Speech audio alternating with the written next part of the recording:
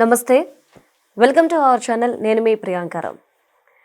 మీడియాలో అంటే YouTube channels కావచ్చు, ఇటు సోషల్ మీడియా, ఇటు డిజిటల్ మీడియా, శాటిలైట్ మీడియా ఎక్కడ చూసినా కానీ అందరూ ఒకే అంశం మీద వార్తలు నడిపిస్తున్నారు. అది కేవీఆర్ అరెస్ట్, అలానే Joseph Ravan, Prasanna Ravan arrest, next వచ్చేసి మనందరికీ తెలుసు జడా శ్రవణ్. వీళ్ళ మీదే మొత్తం వార్తలన్నీ నడిపిస్తున్నారు. కానీ మరోపక్క ఏపీలో ఏం జరుగుతుంది అంటే, ఇటు లోకేష్ గారు కొరియా వెళ్ళారు. 4 రోజులు ఆయన పర్యటన దేనికోసం అంటే, అటు కియా కావచ్చు, ఎల్జీ కావచ్చు, ఈ కంపెనీస్ వాళ్ళతో టైఅప్ అయ్యి ఏపీకి మళ్ళీ పెట్టుబడులు ఎలా తీసుకురావాలి, అలానే అక్కడ నుండి మనం ఏం నేర్చుకోవాలి, ఇలాంటి వాటి మీద ఆయన పర్యటన చేస్తున్నారు. ఇటు చంద్రబాబు నాయుడు గారేమో ఇటు ఏపీకి వచ్చిన ఏవైతే పరిశ్రమలు ఉన్నాయో, ప్రాజెక్ట్స్ ఉన్నాయో వాటికి శంకుస్థాపనలు చేస్తున్నారు. ఒక పక్క ఆయన ఇంత రాష్ట్రానికి పనికొచ్చే పనులు జరుగుతున్నా కానీ కేవలం వార్తలన్నీ వీళ్ళ మీదే తిప్పుతున్నారు. అంటే జగన్మోహన్ రెడ్డి గారు ఏదైతే ప్లాన్ వేసుకున్నారో అది సక్సెస్ అయింది అనుకోవచ్చా? మీడియాని డైవర్ట్ చేయడంలో జగన్మోహన్ రెడ్డి గారు అండ్ టీమ్ సక్సెస్ అయ్యారు అనుకోవచ్చా? దీని మీద డిస్కస్ చేద్దాం. మనతో పాటు ప్రముఖ పొలిటికల్ అనలిస్ట్ డివి శ్రీనివాస్ గారు ఉన్నారు. ఆయనతో మాట్లాడదాం. నమస్కారం సార్. నమస్తే. ప్రతిసారి అంటే గత 2 ఏళ్లుగా జగన్మోహన్ రెడ్డి గారి ప్లాన్స్ అన్నీ కూడా ఫెయిల్ అవుతూ వస్తున్నాయి, బెడిసి కొడుతున్నాయి అనుకున్నారు. కానీ జరుగుతున్న అభివృద్ధిని చెప్పుకోకుండా కేవలం వేరే దాని మీద టాపిక్ డైవర్ట్ చేయడంలో వైసీపీ సక్సెస్ అయింది అని మనం అనుకోవచ్చా? కడప స్టీల్ ప్లాంట్ ఇవాళ రాయలసీమ ప్రజల కళ. జిందాల్ వచ్చాడు, 50,000 కోట్ల పెట్టుబడులు, అవును, దగ్గర దగ్గర 50,000 మందికి ఉపాధి. ముఖ్యమంత్రి చంద్రబాబు లేకపోతే కేంద్ర మంత్రి శ్రీనివాస్ వర్మ, జిందాల్ శంకుస్థాపన, ఒక పండుగ. దానిపైన చర్చ లేదు. మీరన్నట్టుగా లోకేష్ కొరియా పర్యటన, ఇప్పుడు ఇవాళ కొరియాలో ఉన్నాడు. ఒక 4 రోజులు కొరియాలో కంపెనీలన్నింటినీ కలవటం, అక్కడ రోడ్ షోలో పాల్గొనడం, అక్కడి నుంచి ఇన్వెస్ట్మెంట్స్ ఇప్పటికి వచ్చాయి. ఇప్పుడు కియా కార్ ఇండస్ట్రీ దేశంలో అతిపెద్ద ఎఫ్డిఐ, అట్లాగే ఎల్జీ వాళ్ళ ఎయిర్ కండిషన్స్ అది ఒక 5,000 కోట్లు, శాంసంగ్. అంటే ఇంత పెద్ద పెద్ద కంపెనీలు కొరియా నుంచి ఇవాళ ఆంధ్రప్రదేశ్కి తెస్తుంటే వాటి మీద చర్చ లేకుండా జగన్మోహన్ రెడ్డి ఏంటి అరాచకాలపైనే చర్చ. అంటే అతను అధికారంలో ఉన్నప్పుడు అరాచకాలే, వాటి మీదే చర్చ, దమనకాండపై చర్చ. ఇది డాక్టర్ సుధాకర్ గురించో లేకపోతే అచ్చెన్న గురించో, శిరోమండనాల గురించో, సజీవ దహనాల గురించో. ఇప్పుడు అతను ఓడిపోయాడు.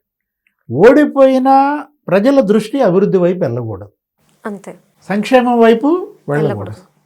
మెగా డిఎస్సి 16,000 టీచర్ల పోస్టుల భర్తీ, ఒక 6,000 కానిస్టేబుళ్ల పోస్టుల భర్తీ.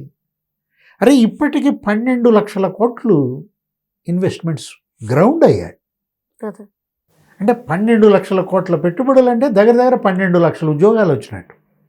ఒక రాయలసీమలోనే 5 లక్షల కోట్ల పెట్టుబడులు వచ్చినాయంట. అంటే 5 లక్షల మందికి అక్కడ ఉపాధి, ఎంప్లాయ్మెంట్. రాజ్నాథ్ సింగ్ వచ్చారు. ఆయన ఏంటి అసలు అది 1,00,000 కోట్లు అంట. పుట్టపర్తిలో ఫైటర్ జెట్ యుద్ధ విమానాల అసెంబ్లింగ్ యూనిట్ తొలి దశలోనే 15,000 కోట్లు. అక్కడే ఆ రోజే రాజ్నాథ్ సింగ్ ఒక 9 డ్రోన్ కంపెనీలకు కూడా శంకుస్థాపన చేశాడు.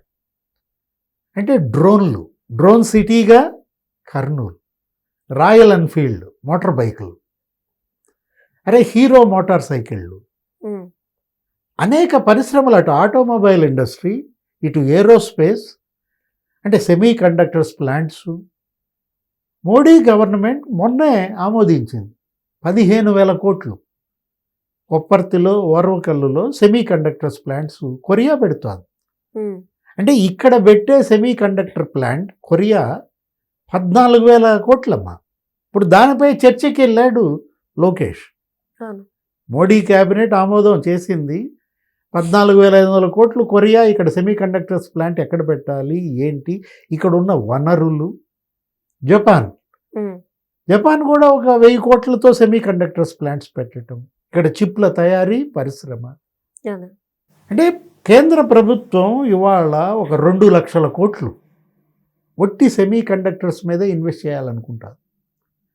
ఎందుకంటే మనం సెమీ కండక్టర్స్ కోసమే మన ఫారిన్ కరెన్సీ అంతా నష్టం అవుతాం.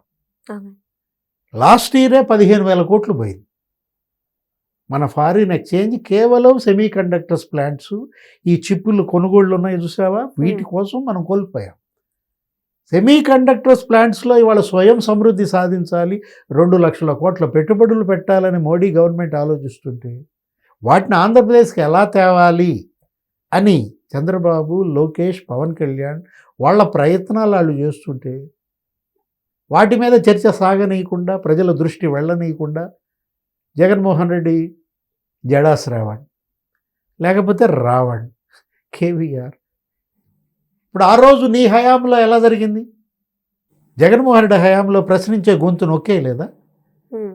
ఎంతమందిని అరెస్ట్ చేశాడమ్మా జగన్మోహన్ రెడ్డి? ఇవాళ హే రామ్ సేవ్ ఆంధ్రప్రదేశ్ అంటున్నాడు, హే రామ్ సేవ్ రావణ్ అంటున్నాడు. పాపం అప్పుడు రాముడికి ఇలాంటి ట్వీట్లు పెట్టినాడు లేరు. అంటే సార్ ఈయనేమో ఒక విధంగా ఇంకో టాక్ ఏం నడుస్తుంది అంటే పవన్ కళ్యాణ్ గారినే వీళ్ళందరూ టార్గెట్ చేస్తున్నారు. జడా శ్రవణ్ కావచ్చు, ప్రశ్న రావణ్ కావచ్చు, వీళ్ళంతా పవన్ కళ్యాణ్ గారిని ఆయన వ్యక్తిగత జీవితాన్ని టార్గెట్ చేస్తున్నారు. ఓ పక్కేమో జగన్మోహన్ రెడ్డి గారు కొంతమంది కాపు నాయకుల్ని తీసుకొచ్చి కాపుల్ని పవన్ కళ్యాణ్ గారి నుండి దూరం చేయాలి అని చెప్పేసి స్కెచ్ వేస్తున్నారు. వీటిల్లోనైనా అట్లీస్ట్ జగన్మోహన్ రెడ్డి గారు సక్సెస్ అయ్యారా? కాపులందరూ నిజంగానే ఇప్పుడు పవన్ కళ్యాణ్కి దూరంగా ఉంటారా? అప్పుడు రావణాసురుడికి ఎత్తులు తెలియలా పాపం సార్. రామాయణంలో అప్పుడు జగన్మోహన్ రెడ్డి రావణాసురుడి పక్కన లేడు. ఉంటే గనక ఏమని చెప్పేవాడు, రాముడు కాదయ్యా నువ్వు టార్గెట్ చేయాల్సింది ఆంజనేయ స్వామిని అనేవాడు. ఇప్పుడు ఇవాళ మోడీ క్యాబినెట్ లేకపోతే చంద్రబాబు క్యాబినెట్ డబుల్ ఇంజన్ సర్కార్, అటు బీజేపీకి ఇటు తెలుగుదేశంకి ఆంజనేయ స్వామి అయిపోయాడు. మరి ఎవరు? పవన్ కళ్యాణ్. కాబట్టి పవన్ని టార్గెట్ చేస్తున్నారా? అంటే పవన్ని వీక్ చేయటం ద్వారా ఇటు తెలుగుదేశాన్ని అటు బీజేపీని రెండింటినీ వీక్ చేద్దామన్నా, ఇటు తెలంగాణ బ్యాచ్ కానీ అటు ఆంధ్రప్రదేశ్ బ్యాచ్ జగన్ బ్యాచ్ కానీ లేకపోతే ఇటు కేసీఆర్ బ్యాచ్ కానీ. గమ్మత్తు చూసావా? తెలంగాణలో కూడా అదే. ఇప్పుడు కవిత ఎవరిని టార్గెట్ చేసింది? పవన్ కళ్యాణ్. అంటే ఇప్పుడు అప్పుడు జర్నలిస్టులు ఆ పాశ్యం యాదగిరి, ఈ బ్యాచ్ ఆ తొలి వెలుగు రఘు, కోడి చెరువ, మరి కోడి చెరువు అక్కడికి వెళ్ళి మరీ వీడియోలు చేశారు. అంటే ఏంటి? పవన్ కళ్యాణ్ని టార్గెట్ చేయటమే లక్ష్యంగా ఇటు తెలంగాణలో ఇటు కేసీఆర్ బ్యాచ్, అటు ఆంధ్రప్రదేశ్లో జగన్ బ్యాచ్. ఏంటి అసలు వాళ్ళ వెనక ఉన్న హిడెన్ అజెండా? అంటే సినిమా వాళ్ళు కూడా ప్రకాష్ రాజ్ గారు లాంటి వాళ్ళని కూడా దింపుతున్నారుగా పవన్ కళ్యాణ్ గారికి. అటు రావణ్ అయినా ఇటు జడా శ్రావణ్ అయినా లేకపోతే కేవీఆర్ అయినా ఇప్పుడు ఈయనెవరు ప్రకాష్ రాజ్ అయినా అందరి యొక్క ఉద్దేశం ఒకటే. ప్రొఫెసర్ నాగేశ్వర్ కూడా మళ్ళీ ఆయన ఎందుకు మనం వదిలేయటం? ప్రొఫెసర్ అసలు ఆయనేగా ఈ మొత్తానికి అసలు ఆద్యుడు. ఆ రోజు అమిత్ షా ఏదో పవన్ కళ్యాణ్ కలిశాడు. నాదెండ్ల మనోహర్ పవన్ కళ్యాణ్ అమిత్ షాని కలిసి జగన్ అరెస్ట్ చేయమని అడిగారు. అంటే ఒక కాక్ అండ్ బుల్ స్టోరీ. జరగనిది జరిగినట్టుగా, తనకేదో పెద్ద రిలయబుల్ సోర్స్ ఉందన్నట్టుగా ప్రొఫెసర్ నాగేశ్వర్తో మాట్లాడించింది. దగ్గర నుంచి చూడు పరిణామాలు ఎక్కడ దాకా. ప్రొఫెసర్ నాగేశ్వర్, కవిత, లేకపోతే పాశ్యం యాదగిరి, లేకపోతే ఈ రఘు, ఇప్పుడు నెక్స్ట్ ఎక్కడ దాకా వచ్చారు? జడా శ్రావణ్, రావణ్, కేవీఆర్, అందరి టార్గెట్ ఒక్కరే. అందుకే ముఖ్యమంత్రి చంద్రబాబు ఏమన్నారు నిన్న, అటు తెలుగుదేశాన్ని ఇటు జనసేనని, చంద్రబాబుని పవన్ కళ్యాణ్ని ఇవాళ దుష్ప్రచారం చేస్తే, వ్యక్తిత్వ హననానికి పాల్పడితే ఫండింగ్ ఇవాళ వీళ్ళందరికీ డబ్బులు వస్తున్నాయా? పేటీఎమ్మా? ఎవరిస్తున్నారు ఈ ఫండింగ్? అంటే అసాంఘిక శక్తుల, అరాచక శక్తుల, ద్రోహుల, దేశద్రోహులకు ఫండింగ్ ఇచ్చే ఆర్గనైజేషన్స్. వాటిపై మరి కేంద్ర ఇంటెలిజెన్స్ నిఘా ఉండదా? ఏం చేస్తుంది? ఎక్కడి నుంచి వస్తుంది? ప్రశ్న రావణ్ కంట ఒక 25 లక్షలతో స్టూడియో పెట్టించారంట. ఈ మొత్తం కెమెరాలు ఇవన్నీ కొనిపెట్టారంట. నెలకింతని ఆయనకి ఏదో ఇస్తున్నారంట. మనం మీడియాలో వస్తున్న కథనాలు వింటుంటే అంటే వీళ్ళందరికీ స్టూడియోలు ఏర్పాటు చేయటం, వీళ్ళతో ఇవే వదలటం. ప్రశ్న రావణ్ ఆయన ఎవరు? ప్రకాష్ రాజ్ ఆడియో ఏదో వైరల్ అవుతుంది. అంటే ఇప్పుడు కూటమి నుంచి పవన్ కళ్యాణ్ని బయటకు తీసుకురాలేము. ఇంకో 15 ఏళ్ళు ఆయన ఈ కూటమి ఉంటుందంటున్నాడు. పవన్ కళ్యాణ్ని చంద్రబాబుకి వేరు చేయలేం కాబట్టి కాపులను వేరు చేద్దాం.